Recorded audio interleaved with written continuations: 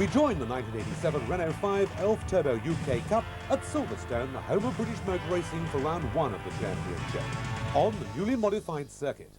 Dave Cox leads Barrie Williams, but already the new Woodcote is cashing out some of the midfield runners.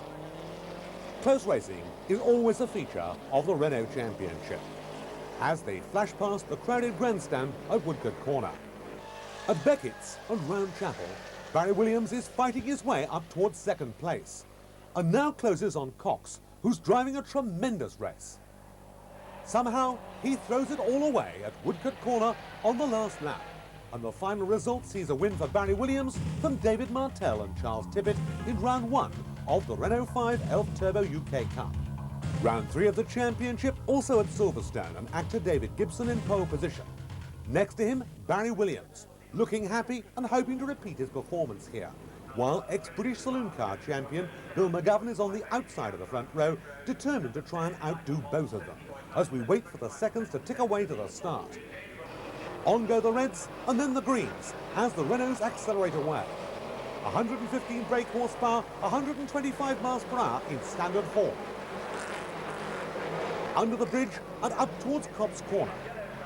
Again, a packed field. And this time, Williams looks just as determined as ever to ease himself away from everyone else. As the field rounds Copse and gets away towards Beckett's, number 69, Stephen Cooper, retires. From the short straight towards Maggots, as they come round now, Williams has still got the lead, Gibson behind him, and side by side Martell, and trying to fight round the outside of him there, Gavin Green. Beckett's Corner, a tight hairpin on the club circuit before they go down the long club straight.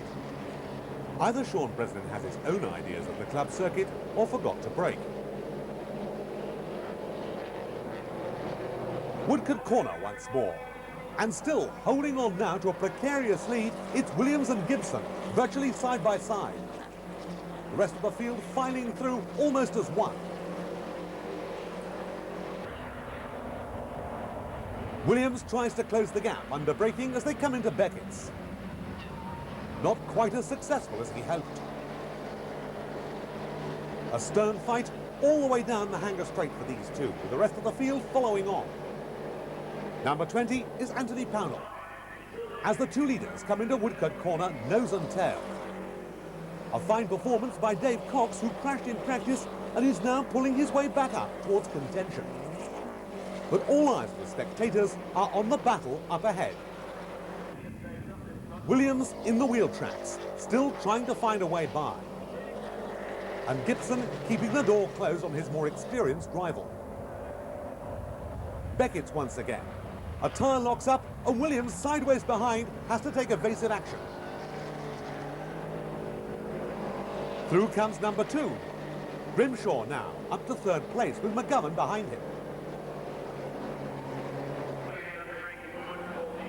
But still Williams can't find his way through into the lead, as McGovern goes off into the catch fencing, rearranging the front spoiler but rejoining some way back. The two leaders fight it out towards Beckett's once more. On go the brakes, and Williams is looking for a tight line on the inside. It's the usual do-or-die effort as they go down the straight towards Woodcote Corner. Gibson loses his lead and snatches it back again as they go past the pits. Out now again towards Beckett's, and they're side by side virtually. Under braking, both of them lock up this time. Williams has to take evasive action rather than touch the tail of the car in front, as they're out once more down the club straight.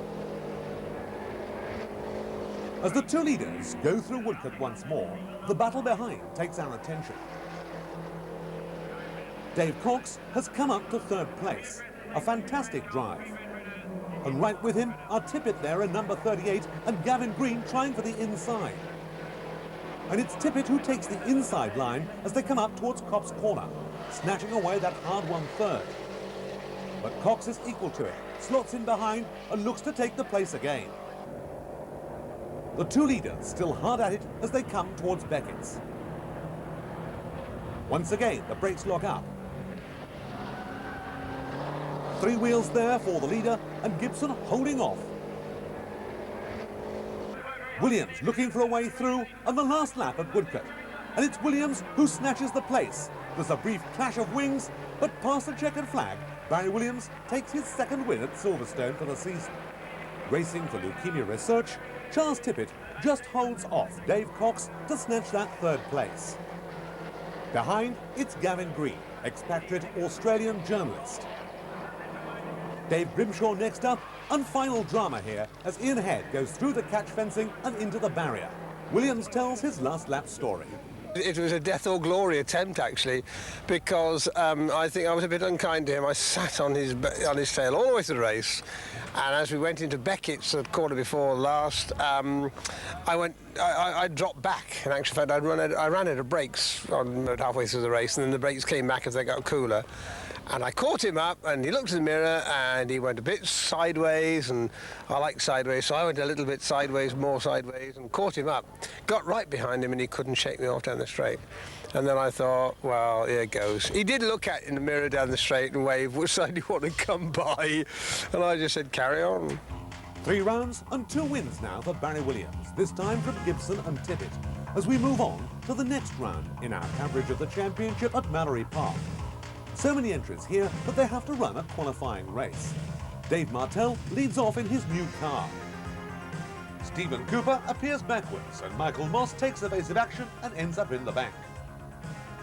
Martell still leads as they go past the pits. But here there's a nudging match. 2 cars involved, and Ian Head and Peter Gottlieb go off with Head's car virtually destroyed, Gottlieb's damaged but neither driver injured. At the flag, it's still David Martell in the lead, as out it comes and another man puts his name in the Renault record book. It's only a qualifying race, but the director of Luton Flying Club has got to be pleased with the performance of his new car to replace the one written off at Silverstone. And so to the main race itself, with Gibson, Steve Jones and Ray Arms on the front row. Gibson puts his hat on, ready for battle, and this could be a very stern one on the twists and turns of Mallory. Steve Jones well out for the first time this year, and Barrie Williams is teammate, of course. Alongside Steve Jones is Ray Arms in number 77. Someone's been complaining about his parking habits in London, but here he's parked in the right place, on the front row, and it's thumbs up from him. The 2 occupants of the second row are 23 years old Nicky Phillips in number 30 and Mark Goddard in number 18. And now for Barrie Williams. What are you doing back here? God, it's what Steve Wright in the afternoon says. I must be bloody mad. Mad. I want a check-up from the neck up. Amen to that, for the man who was competing in the Snetterton 24-hour race over the same 24 hours. On go the greens, and away they go, and Williams has a lot to do. Down towards Gerrard's on the first lap. And it's a fine start by number 55 Gibson again. Tucked in behind him is Jones, with Arms still well up. Dave Cox, too, is well back at the start. He's going to be another man who's working hard as they come down towards the Essex.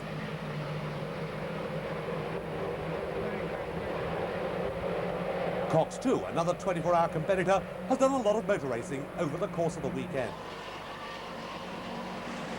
A nice tight line as he moves up, and Williams still a long way back in the pack.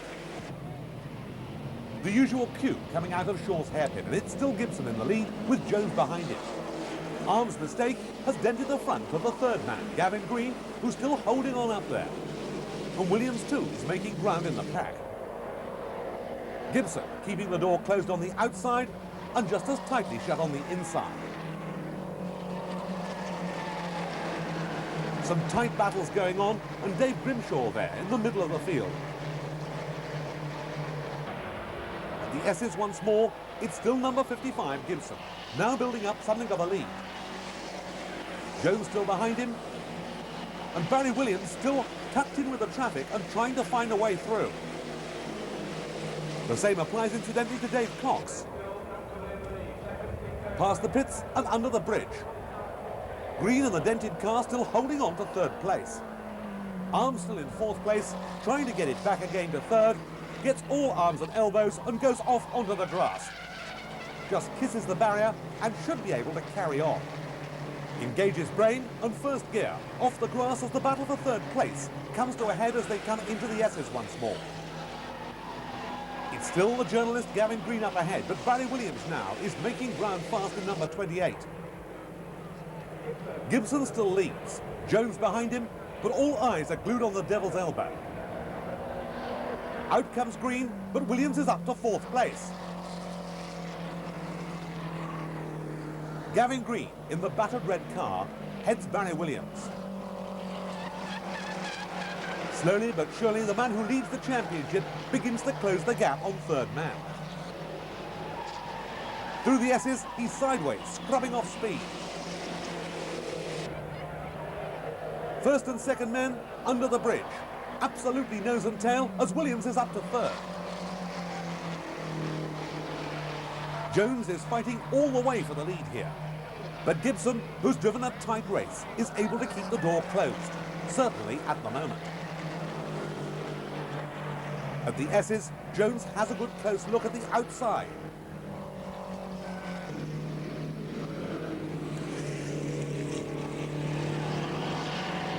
Follow my leader through the second part of the S and up to Shaw's hairpin once more. Martel slides out of the race, thankfully not facing a damage bill once again on that brand new car. But there's nothing that Steve Jones has been able to do about Gibson as the two come round for the last time and Gibson takes the checkered flag and tells us about his race in the lead. On the opening lap, Ray Arms put the car sideways going into the hairpin for the first time. Of course, everybody scattered in different directions and it gave us a cushion of about 3 or 4 seconds, I think. The fact that he's parked next to you had nothing to do with that at all, does it? No, absolutely nothing to do with it whatsoever, but I think I owe him, what is it, £20? The final results of round 5 at Mallory Park, a win for Gibson from Steve Jones and Barrie Williams. We move on to round 6 of the championship at Donington Park. Once again, it's pole position for David Martel, hoping that the ill luck which dogged the first half of the championship for him might now begin to improve. Martel certainly anxious for victory here, but no more so than the man who's next to him. It's been a hard strive for victory for number 55, David Gibson, and he too, in spite of the hot weather, which is seeing a number of cars with their bonnets up, is hoping for a win here. Young Mark Goddard completes the front row, but number 28, Barrie Williams, is carrying the development version of the in-car camera for the first time. He doesn't account for his lowly position on the grid. Perhaps the heat's been too much for the aging mastermind from Bromyard. A look now in-car at the start with Barrie Williams. On go the red lights, the revs build up, we wait for the greens. Clutch at the ready, and away they go. Up towards Redgate and up a gear for Williams. He's in and among the traffic here. The first group ahead of him, and you can hear the stone chips hitting the mudguards as the surface here at Donington is tending to break up in the heat. Williams is on the outside as they come into Redgate corner and gets forced onto the curve. Regaining the circuit, he heads down towards the Craner curves when he gets involved in someone else's accident.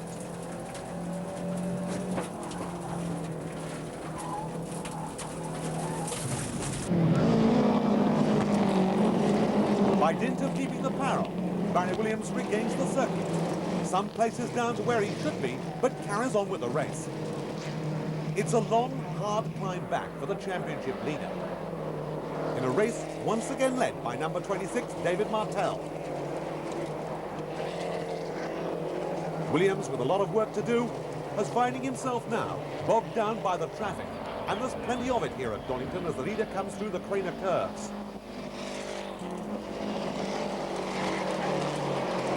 Back now in fourth place is number 55, David Gibson.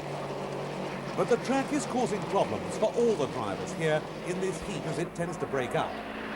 Gibson now up to second place. Behind him Dave Cox, while on the inside Gavin Green now loses a position as through and past him comes Mark Goddard.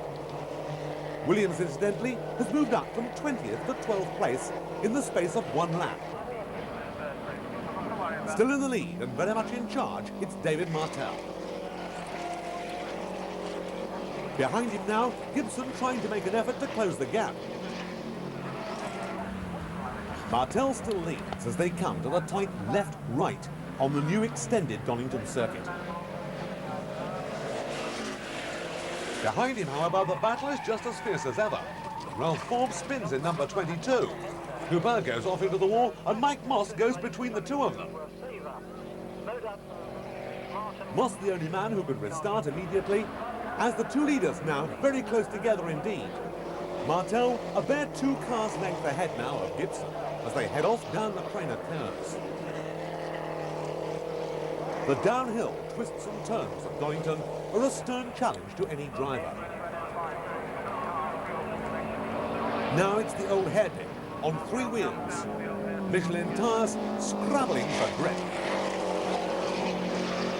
Meanwhile, back at Redgate, there's an absolutely enormous accident here which proves the strength beyond all doubt of the Renault 5. Number 40, Bob Edgar, hits the tyre barrier. The car is badly damaged, the driver totally unhurt. Side by side, the two leaders come down towards the stricken car number 16 of Jonathan Weston at the chicane. And this time it's Gibson in the lead.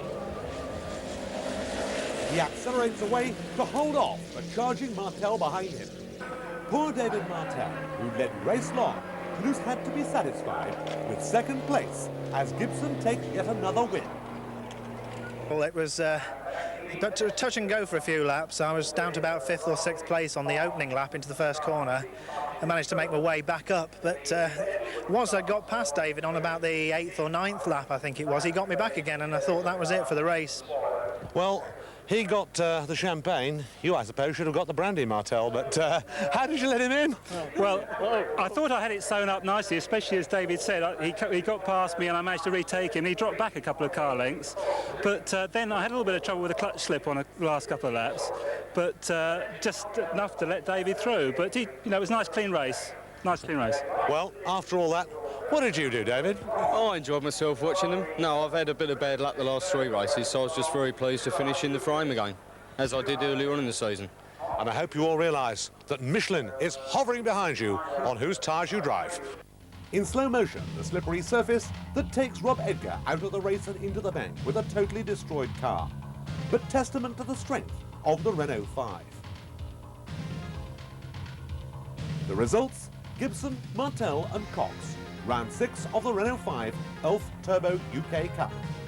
Winner of the prize for the halfway leader of the championship during the season is Barrie Williams. Now in the Europa Cup at Silverstone, the home of British motor racing, in the Renault race preceding the Shell Oil's British Grand Prix. The field sets off towards Copse Corner, and a spinner at the back of the field is an early casualty. Evasive action, and number 29, Michel Hagar, is out of the race. In car now with Barrie Williams as we come into Woodcote Corner, past the packed stands and the crowded pits. And on and away towards Copse, we talk to the driver. Lost a bit of time then. Oh, got a bit of a skid coming on here for you crowd. Hang on, you lot. Yeah, everybody at home will see that. Hello, Mum! No. The Renault Alpine A610 Turbo Racer is a totally different car to drive than the 5 Turbo that Guzzo is normally seen in. The driver has to adjust a combination of brake balance, turbo boost control, fuel mixture and ignition settings for maximum performance, and all play a vital part in the performance of the 300 horsepower rear-engine car. See, this car just goes into a slide if I'm not careful. Very difficult. Oh, he's going to have a go. We can't have a go there. Way up. The other don't have to go with him. Oh, up with the arse, go on.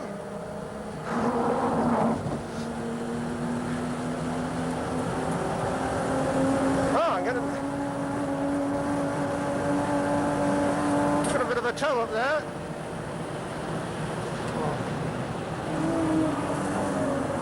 Oh, I got one of them in it, anyhow, and the other guy's in...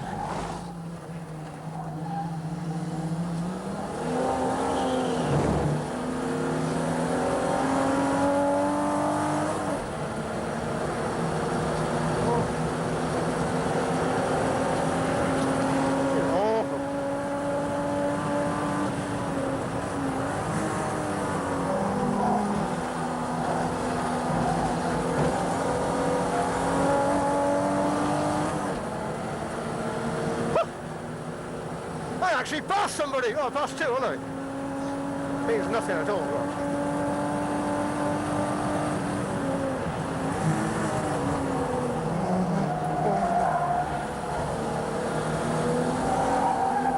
God, bloody hell. This car is fantastic.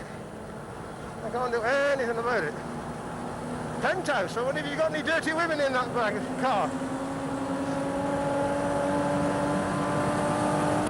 With the boost control inoperative, Barrie was unable to repeat his 1985 win at Brands Hatch when he beat the Continental opposition. 8th place was his reward for this valiant effort.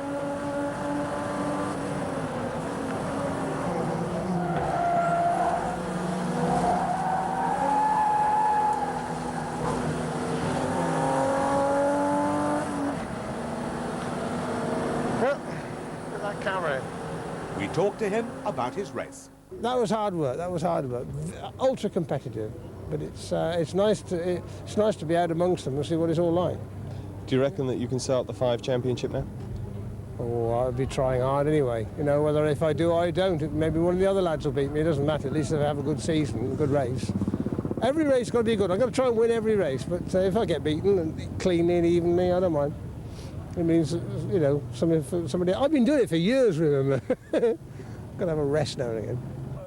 The start of round 7 of the championship at Snetterton, and the front row, the 3 Davids.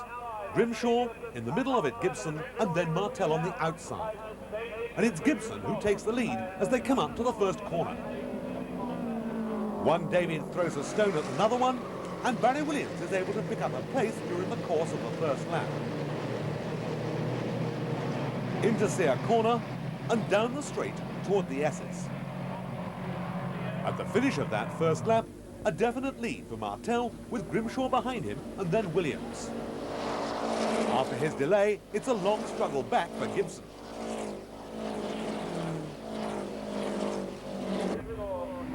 Side by side, Grimshaw fights it out now with Martell, but Williams is moving up fast. The field will spread out here at Snetterton. This is the Renault's only visit to the Norfolk circuit. Down at the S's, it's still Martell, with Grimshaw behind him, and then Williams. Williams is saying to make up a place as they go under the bridge. And at Russell, all over the curb goes Grimshaw, something that the marshals don't like. Nose and tail up towards Riches. Weaving about there, Grimshaw almost catches Williams, who was trying to get round the outside. The dice between these 3, a feature of the race. Number 77 in trouble once again, Ray Arms. And this time, Grimshaw has the lead at the Esses. He touches the curb, slides wide, and the delay almost lets Williams through into second place. But Williams determined here to move up. Once again, Martell and Grimshaw fight it out for the lead. They're side by side. And Williams is too, trying to find a way by. He's up towards second place. Gibson has joined up as well.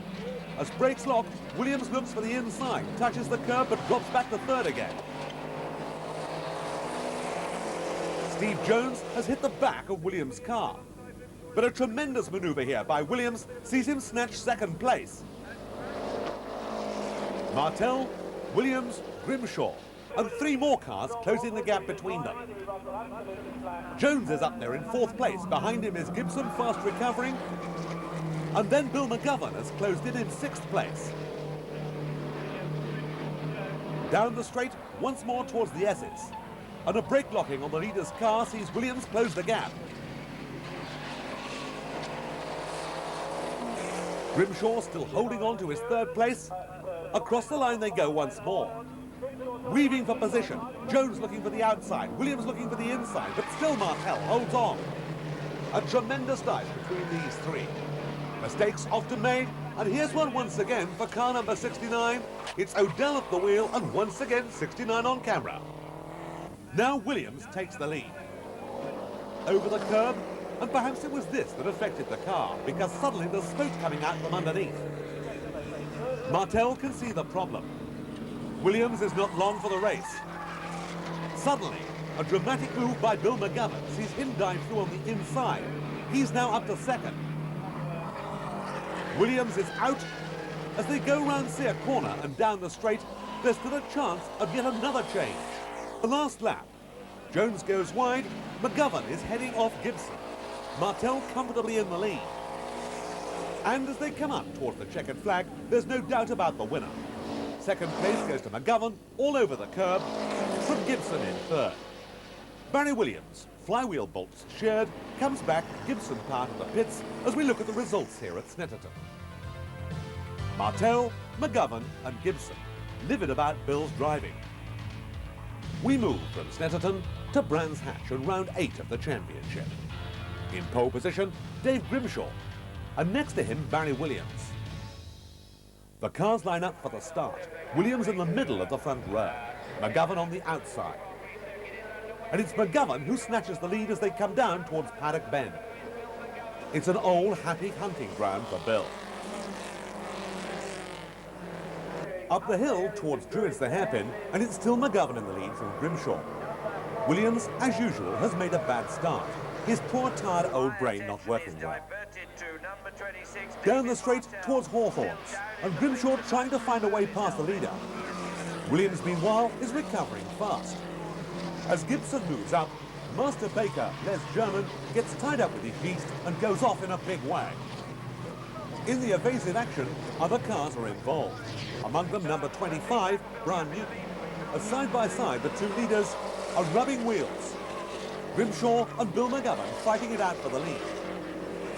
Yellow's out at Westfield, but by clearways, McGovern is still being followed closely by Grimshaw, and Williams is catching up with both of them. Other cars, too, are not totally out of contention. As side by side, Grimshaw makes a bid on the outside to get through Paddock.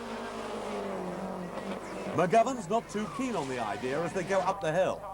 At Westfield, the challenge for McGovern comes from Barrie Williams. Williams tries first left and then right. Behind still Grimshaw, and moving up sharp now is Dave Cox. The battle's still going on, and still McGovern is holding off the opposition. Cox too has closed the gap, and it's 4 cars vying for the lead. Into clearways, and proving that life begins at 50, something Barrie Williams should take note of, Bill McGovern is holding him off as they go past the pits. Grimshaw next up, and then Cox. Out in the country at Stirling's, number 42, Steve Poulter, spins. Another car is involved, and both cars are delayed. Evasive action almost takes off a third man, as the leaders are still fighting it out, with McGovern holding off Grimshaw and Williams now going round the outside. Down the hill, with Williams back in third place. Along the straight and into 30s, and Williams looking for the inside line here, snatches back second. Under the bridge once more, and McGovern still has the lead. Williams is in second place, but up to third comes Dave Cox past Grimshaw.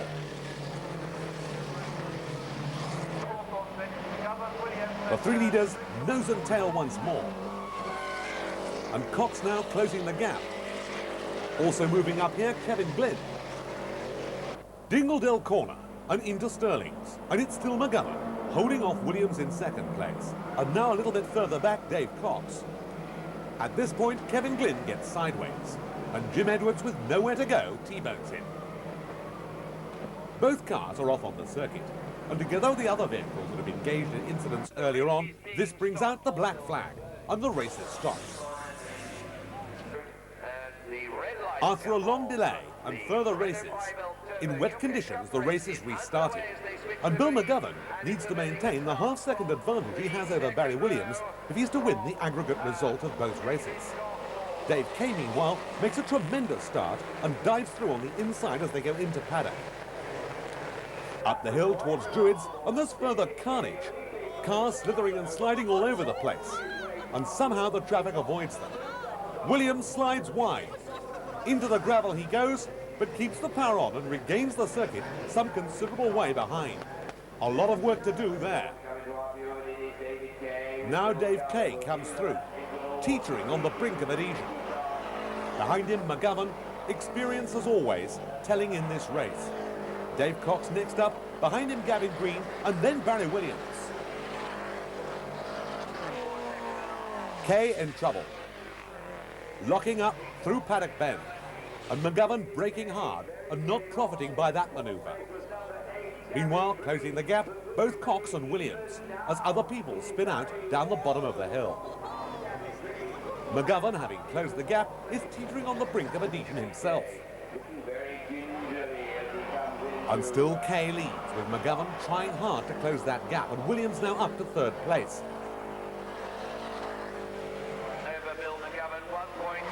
Dashing down towards Paddock Bend, within the background fourth place man Cox, Kay this time makes a steadier passage.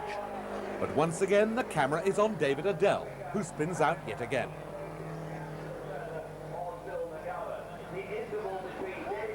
Collecting it back together, he's not to be the only victim of this part of Brands Hatch circuit.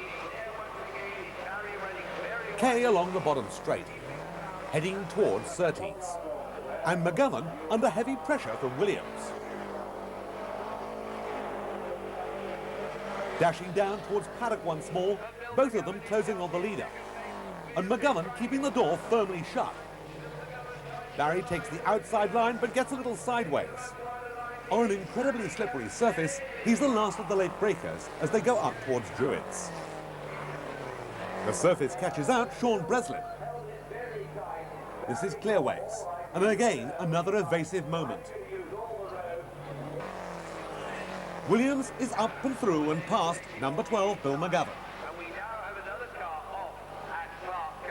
Now only Kay separates him for the lead. He's closing fast on number 39. Kay leaves the gap, and Williams is alongside.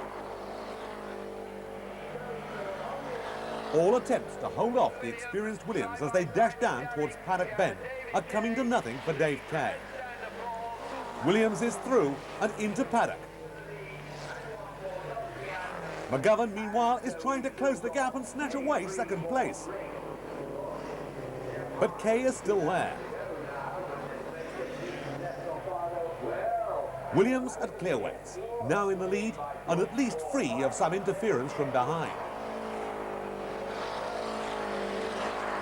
He's made the break, he's got the gap, and out goes the flag, and he's won the overall race with McGovern in second place from Kay a brave third, which profits him little when the aggregate result comes through with Williams and McGovern and Cox in the first three. Round 9 at Oulton Park, on a wet road once again. This time, superior power means nothing at all. Traction is what counts and driving skill. The preparation of the Renaults means that their performance is very close indeed. But a wet track, as always, the great leveller. And well up here on the grid, Nicky Phillips.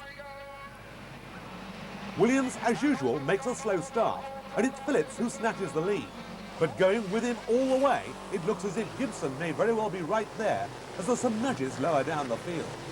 And as they set off down the avenue, let's ask Barrie Williams what it's like in the car. Well, it's a darn sight drier in the car than outside, obviously. One of the worst problems is being able to see. Visibility is pretty awful. You're getting a lot of oil and rubber on the screen, and I'm trying to find an easy way round in this scene here, trying to find an easy way around this red car. He doesn't want to let me past. Now I can see it's Dave Gibson, he's an experienced driver and obviously doesn't want me to come by, so I'm going to have to sort of try and fox him here. Now he's gone for the dry line on the inside of the corner, so I'm going to go right around the outside in the very deep water, but be very, very gingerly on the brakes, going down just one gear, into third, just easing it very carefully around the inside of the corner, then not too much wheel spin, that's the idea, so I can accelerate out now. Now that's given me a space between me and Nicky Phillips up front. Now Nicky's a former Ford guy, he's obviously very quick in the wet, but I'm able to watch him now without too much spray on my screen. I can follow him at this distance, holding the rest of the field up, of course. And there is just one line. Now I'm going to sit here just out of the spray. Now I noticed that he brakes quite early going down here into Knickerbrook. I'm just going to follow him in here. Got a bit close to him there. He's had a bit of a slide. A bit too much wheel spin. Now he's making 2 lines in the puddles for me, so I'm running these 2 lines, and so I don't have too much hard work. Now he's a bit unsure up here because it's very slippery under the trees at Druids here at Oulton Park. Braking, I'm in there. He's got a bit of a moment, so I'm going to remember that. Keep him to the inside there, give him a bit of room, just in case he has a big moment. I don't want him to take me with him, or I don't want to take him. Now, I'm going to dive up to the inside here, out of the spray, have a good look at the corner, back into the dry line for brakes, have a bit of a skid, and it gets a little bit of a twiddle there, too much wheel spin actually. The old boost came on there, up the hill. Now, I wonder whether I can get by him on this lap. I don't want to follow him too long, because the others might be ganging up on me, and there's some quick boys in the wet. Yeah, from the outside, was it really that wet? I didn't realise that. Gosh, we were going fast, weren't we? But anyway, here I am. I'm sitting here behind Nicky. He's obviously quite a switched-on guy with this in the wet. He's not leaving me a single little gap, so I'm going to have to work hard here. And I think this is going to be the best time to go by. If I can get a tow, I know it sounds silly in the wet, but if I can get a tow from him up here, yes I am. I've managed to get into his slipstream. He's dragging me up the hill here. Power doesn't mean a thing. I'm going for his inside, yeah, and he's going to let me come through. Oh, well done him, but oh dear, he's actually stayed on the outside. Now the thing is to leave plenty of room on that side for him, let him have all the water and all the puddles, give him plenty of room on the inside of this corner as well, because no point in chopping him off. There's no grip or anything here. Now I managed to get out of the corner here on the dry line, and he's in the water, so I've got the grip into the next series of bends, and well, I've managed to get in front of him, and he's got to go a bit to try and get by me now. I love the rain anyway, especially if it's dry inside. And there we were. It's one of those circuits. One of the main things once you're in the lead like this is to pick your line. You don't need to go quite as quickly as before. You can have a big moment like that. Oh, there's a lot of opposite lock there. I'd forgotten about that puddle there. He'd obviously left me the puddle to sort out earlier on. But I managed to pull away a bit from him now, and it seems to be Jeff there waving in the crowd. I look for my pit signals, and he tells me, Jeff Goodlick tells me exactly where I am, hopefully, and the mechanics now. Now, remember now, I haven't got another car to follow, so I'm having to break the puddles. So I've got to be very, very careful. And on the last lap, the crowd look a bit bored. I'll give them a big skid there. That's it. That made them all jump up a bit, didn't it? Those poor people sitting in the wet. And there, as I come up there, and there's old Colin there jumping up and down. Oh, jolly good. We managed to win a race for him. There you go. Win number 4 in the championship for Barrie Williams. And the final result of round 9, Williams first, Nicky Phillips in second place, and Bill McGovern third. On now to Donington Park and round 10 of the championship. And once more, David Grimshaw making his presence felt with pole position. Next to Grimshaw, Williams coming into his own and anxious for another win to clinch the championship in car number 28. On the outside, car number 39, Dave Kay, having another good run. As on go the green lights, and they're away, and Kay making a magnificent start. Once again, Williams has got it all sussed out. A bad start, but nevertheless, third place will be sufficient if he's to take the championship here. Already the queue forming up as they set off down the hill.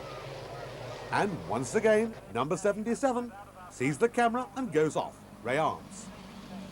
Williams up to third as they come through the Craner curves. But Nicky Phillips has a point to prove here, and profiting by the lessons at Oulton Park, comes through on the inside to snatch third place, as more cars find the grass inviting as they come through the old hairpin.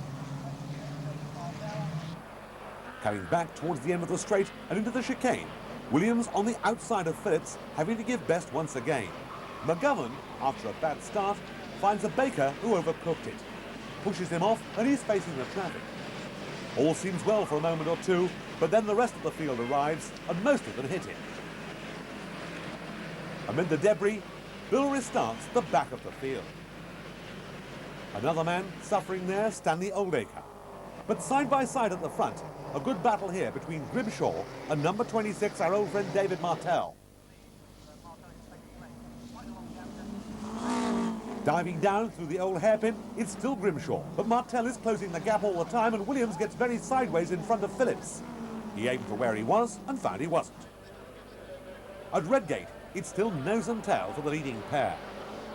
Grimshaw holding off somehow or other Martel behind. And now Williams up to third and Phillips dropping back somewhere.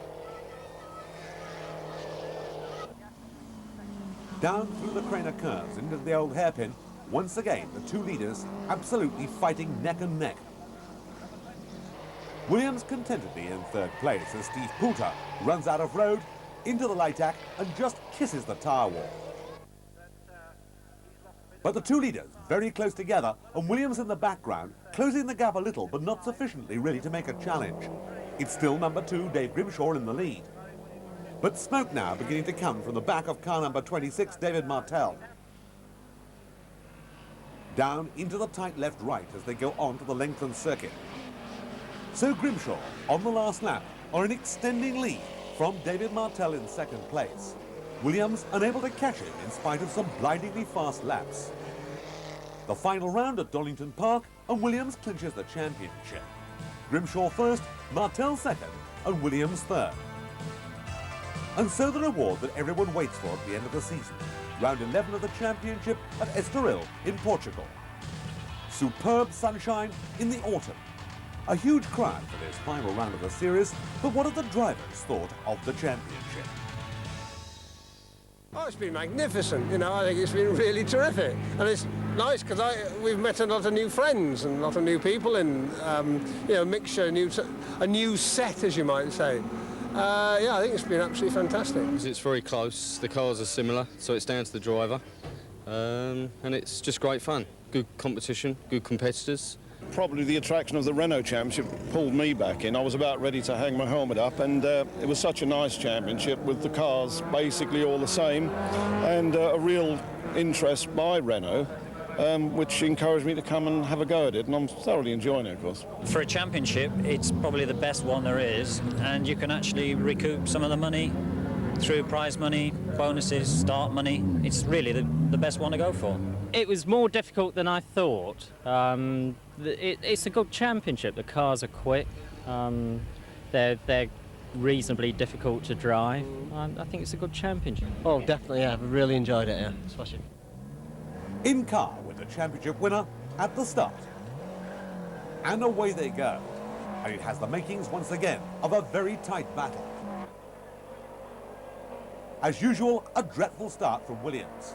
All the better for us with the camera in the car.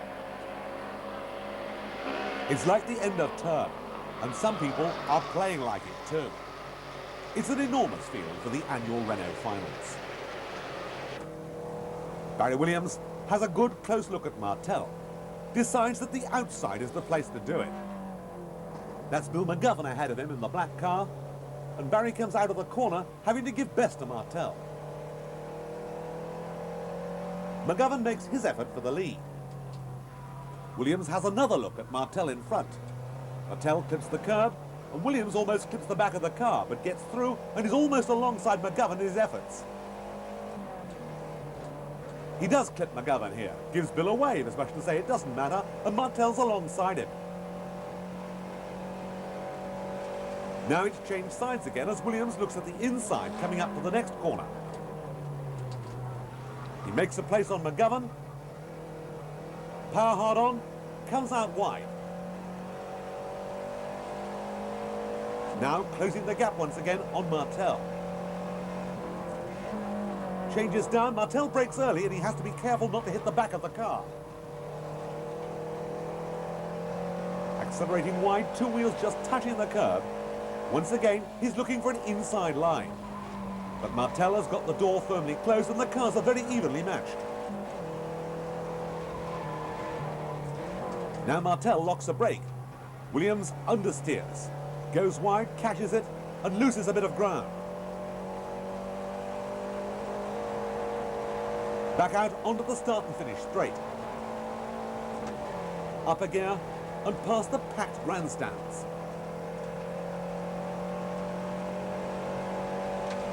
Fifth gear in a Renault, and one of the few circuits on which you can do it.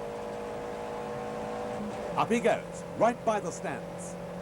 Sometimes bionic brains go wrong. The master of the late breakers outbreaks himself here. Down into fourth, it starts to slide, and all of a sudden, he's on the marbles. Through past him goes McGovern, and somehow or other, Barrie rejoins. Slandy Oldacre isn't so lucky.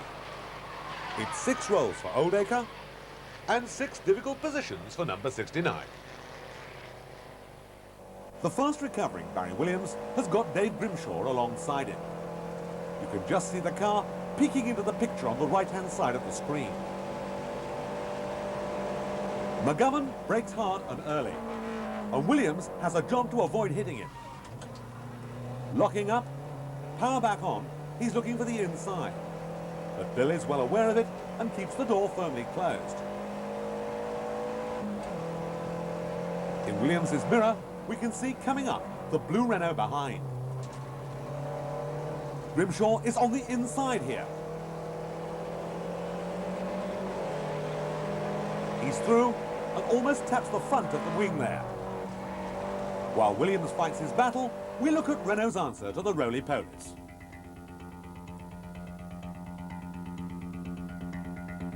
Conservative estimates say that he rolled 6 times.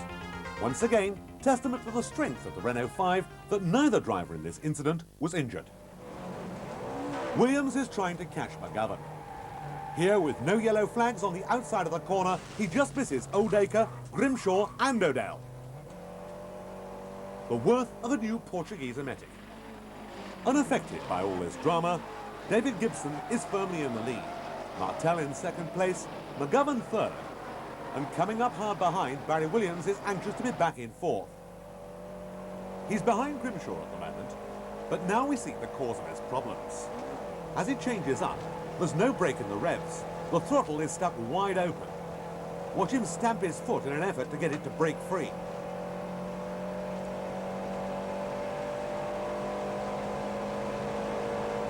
Into 5th gear, and listen to that change. No break in the revs at all, and he's still stamping to disengage that throttle pedal. Foot now on the brake pedal,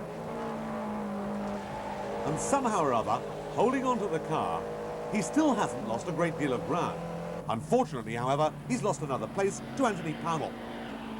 Gibson is still holding on to his lead, but McGovern comes upon a limping Martel. Through on the inside, and as Martel slows, 2 more places go for David. Through first comes Grimshaw, and he's followed by Pownell. Grimshaw now is ahead of Bill McGovern, and Pownell is closing in as well. These 4 cars fight it out over the final lap here in Estoril. Steve Jones is on the back of the group. The survival of fittest into the left-hander. Jones is through on the inside of Pownell, and all but catches McGovern. The question now, can he catch him before they come to the line and claim 3rd place? Gibson comes up to take the checkered flag, having pulled away easily from the rest of the field. On the final lap, Bill McGovern has problems. As a result, he drops to the back of the group, and the final result of the final round is Dave Gibson, Dave Grimshaw and Steve Jones as we talk to the Renault 5 Elf Turbo UK Cup champion for 1987. Well, one-make championships I've competed in, well, virtually all of them now, of all makes. And successfully or unsuccessfully, it doesn't matter. But this has been a most professional setup. The whole scene has been absolutely marvellous. The trade have been involved heavily on all sides. Renault have put an enormous amount into it, not just the financial side, but the personal backup has been brilliant, absolutely marvellous. Shipping us all over Europe and places, I think it's absolutely marvellous. But and the racing and the camaraderie between the drivers, and it's been some very close races. It's been absolutely fantastic, really has. So Barrie Williams, the winner, on 110 points from Dave Cox on 66 and Bill McGovern on 62. After technical infringements, dropped 2 of the other competitors down the order. The Renault 5 Elf Turbo UK Cup owes its success to the tremendous support from the championship sponsors. Special thanks, therefore, to Elf Lubricants, to Michelin, associated with Renault since 1902, Renault Loan, Facom, Europe's largest hand tool manufacturer, Store Distribution, Philips Car Audio, Autotrans, the vital link between Renault UK and its dealers, and de Carbon for their shock absorbers, all of whom have made this championship so successful.